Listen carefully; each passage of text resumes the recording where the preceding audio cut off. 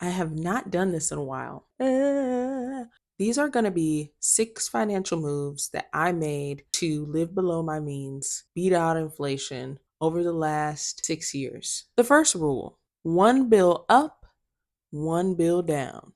The way I like to describe this rule is essentially, if I'm going to do anything with my bills that cause one of them to go up, that means something needs to come down. Sometimes it doesn't necessarily mean I need to lower it by the amount that something is going up, but if I can and I'm able to, that's what I try to achieve. So a lot of times I'll look in categories that maybe it's not necessarily something that I think is a necessity, but more of a nice to have. The second rule is raises and bonuses are not forever money. I never treat raises, bonuses, commission as forever money. I only treat it as money that's enabling me to do other things for the time that I'm allowed. For instance, I was on tour. I was touring as a background vocalist for the last 2 years, but I also wasn't sure when it was going to stop. The whole time that I was making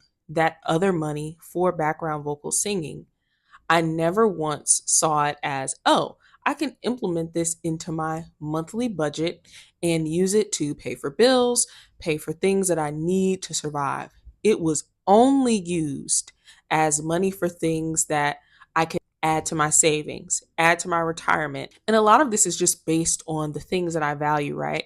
Because if I value paying for trips in full, that's what I value. Everybody kind of has that rule of thumb for their finances. Anything extra outside of my base pay, I do not consider it as something to consistently rely on in my budget.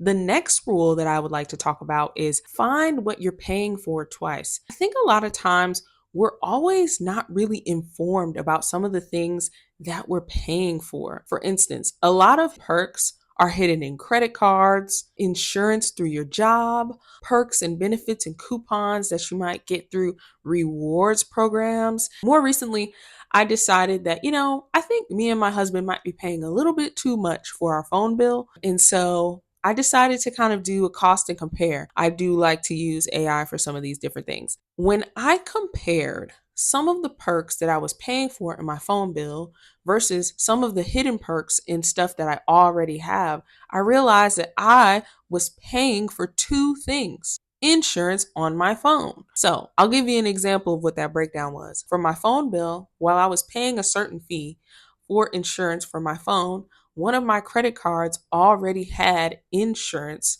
for up to a certain amount for different things like theft, broken, whatever. And it was covered if I was paying my phone bill with that credit card.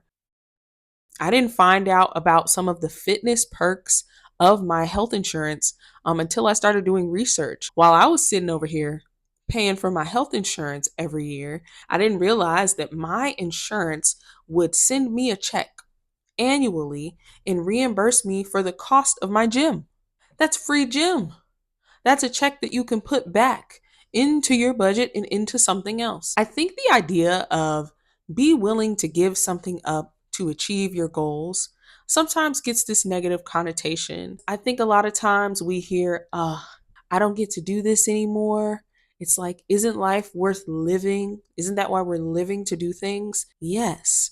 But I think you may think more positively about giving up something if you realize that you get to decide what that is.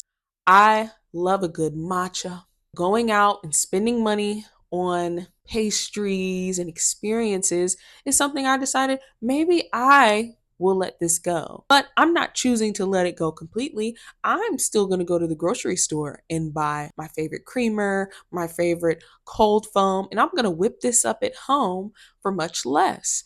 Coffee isn't necessarily one of those things that's costing you lots of money unless you're going every single day and you're ordering everything on on the freaking menu. I'm not really talking about coffee, but I am talking about things that maybe you could supplement. I know a lot of times there are certain mindsets that people can grow up with. This could be a survival mode mindset. This could be worst case scenario, but I don't think thinking in these mindsets is healthy for you long term. However, Something that I did take from that and I kept was convincing myself that I only have financially what I need. I feel like convincing myself of that and telling myself that in budgeting in this manner always made me budget for worst case scenario. What does that actually look like, Madison? What do you mean budgeting for worst case scenario? All I mean is if I was to sit down and look at all of my expenses, how much minimum do I need to survive? That is what I budget. Now, are there other things that I find enjoyable that I put into the budget that's for fun or that's for lots of other things? Yes. But initially, when I think about budgeting, I only budget for the things I know that I'm going to need. That includes the money that's even coming in. When I started putting myself in this mindset of, okay, this budget is only going to encompass the bills that I know need to be paid, the things that I know I'm going to have to pay for. Everything else is a luxury, even if it's things that make me happy. From there, we can build these rules for freedom. What does that look like? Now that I've got all of this other stuff out of the way, what is everything that I have left? Oh my gosh, we have so much more money to work with. Saving, investing in the things that I want to do for myself that fill my cup. I think that mindset has evolved now because I know how to take care of my bills. I know how to pay them. I know what's needed. So I think that mindset is developed and it sticks. So now my budget is encompassed of a mix of everything. Some of the things I know need to be done, some of the things that I enjoy, but it really started with that worst case scenario mindset. Like I said before, I don't think it's healthy to keep it, but it definitely is what helped me get to the point where I'm consistent. Number 6, fund the fun on purpose. I have no problem making sure that I have fun, that I go on vacation, that I take the time to get relaxation and rejuvenation that's needed. Some of my rules for vacation are when I go on vacation, I don't look at how much I'm spending. I can just do what I want. There's a boundary and baseline of what that is in my brain and how we work with our finances. But logistically, if I want to go get a t-shirt or if I want to go get some food or if I want to go do things, I don't think about it. I think another thing that I like to do is plan on what fills my cup, what makes me feel my best. For me, that looks like going and getting my toes done. I'm not necessarily somebody that needs a manicure every week or every month, but I do like a good toe. It's one of those things that makes me feel like, okay, girl, we good. We can walk around, put our sandals on. Yeah, I have a at home like cafe.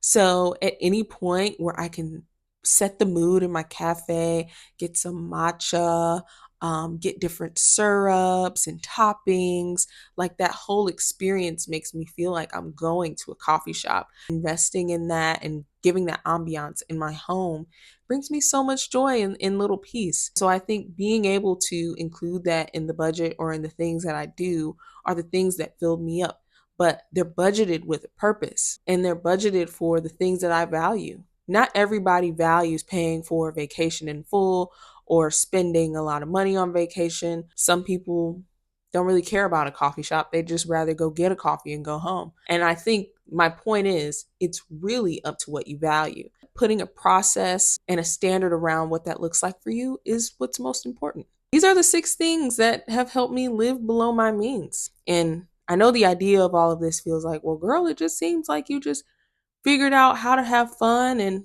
allocate and do what was best for you. Doing what you love, but finding a way to do that and not let lifestyle creep up on you. Jiggling like Jibba.